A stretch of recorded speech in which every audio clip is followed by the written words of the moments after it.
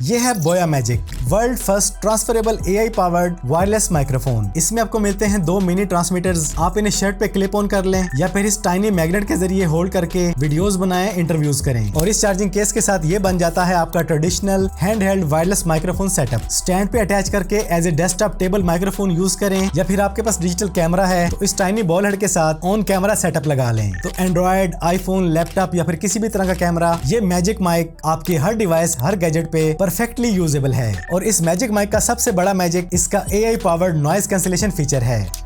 ये आवाज है शोर के अंदर, ये आवाज है नॉइज कैंसिलेशन फीचर के साथ। काफी क्लियर और वाज़ेह फर्क है ना। तो अगर आपको चाहिए क्वालिटी, फंक्शंस, डिजाइन और वर्सेटिलिटी, तो बोया का ये मैजिक माइक आपके लिए है। ये आपको मिलता है एक्सक्लूसिवली cmshop.pk पर 1, 2 नहीं 3 वेरिएंट्स में, डिफरेंट फीचर्स और बजट के हिसाब से। और अगर आप मेरे शहर जोराबाद से हैं तो चट्ठा मोबाइल यानी CM shop near Meezan bank college road Jorabad visit करें और न सिर्फ माइक बल्कि अपने मन चाहे किसी भी गैजेट की खरीदारी भरपूर तसल्ली के साथ करें।